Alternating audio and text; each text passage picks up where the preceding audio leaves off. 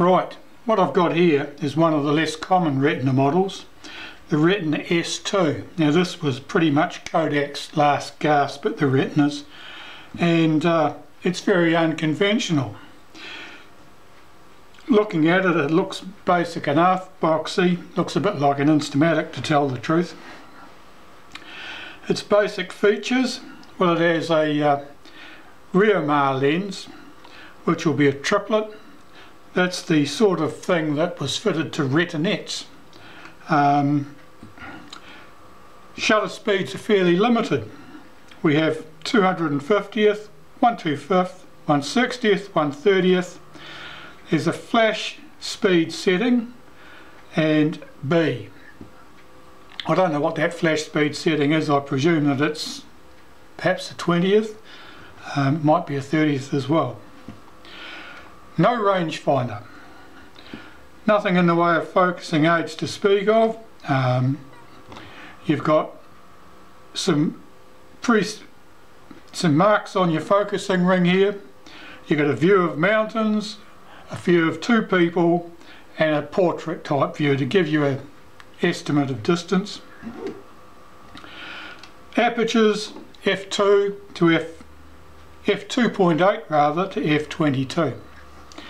The camera has a built-in selenium exposure meter, and that's coupled to the aperture settings, and that's quite easy to set. There's two knobs on the base here, so you can swing that quite easily while you hold the camera to your eye.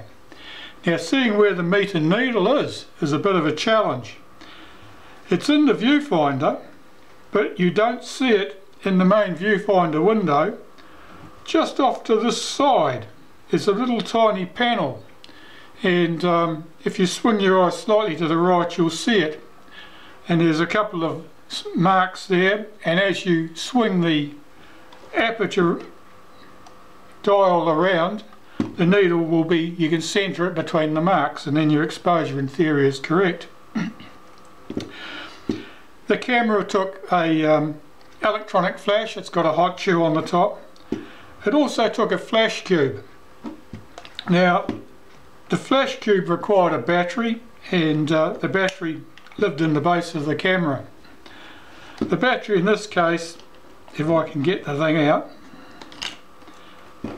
was a Mallory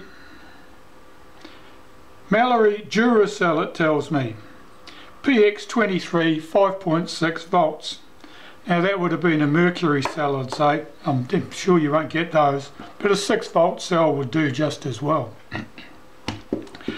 The camera here shows a little bit of corrosion around that terminal, and no doubt that's moved further up the line, and it probably doesn't make good contact.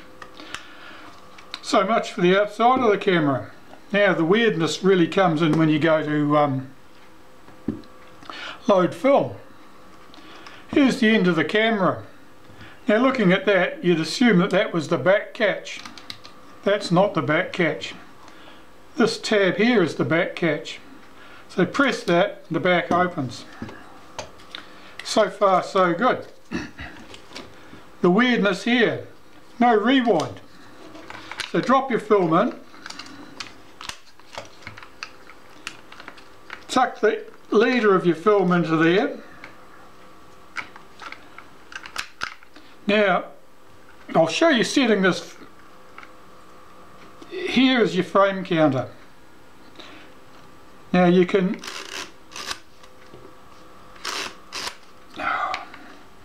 let's get, oh, I haven't done that right.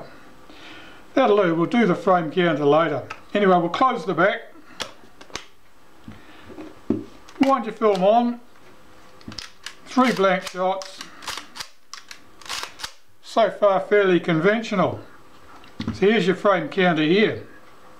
So you wind and fire your way through the film, and in the fullness of the time you get to the end, there's no automatic stop. It's an additive counter, starts at 0 basically and counts up.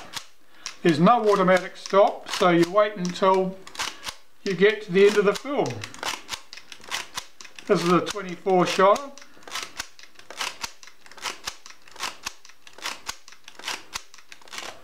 Yep, That's it, end of film, it just sticks there. Right, so at this stage you're thinking, well, I need to rewind the film. How am I going to do that? There's no rewind. And here's where the trick comes in. This large button here that looked like it should open the back of the camera and didn't, sets the rewind. This little tab right here has to be held down with your fingernail and slide that button down. What that does is it pulls the shaft down into your film cassette.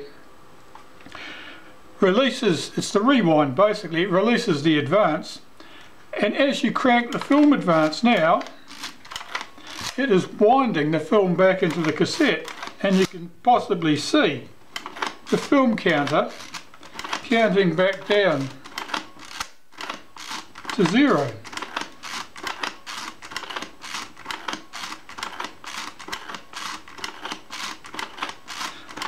And this is about where we came in. To open the back of the camera, this little tab here again, and there's our film, just drops out. The film rewind shaft that couples to your cassette has disappeared back up into the top. I'll show you where it lives. There, you can just see it there. And as once you close the camera, that would just pop away again. So there's a bit of weirdness with this camera. It's best regarded not as a Retina at all, I would think, in terms of its performance. You could think of it as a super modern Retinette. That would be the way to look at it. Well, I hope you enjoyed that. Thank you.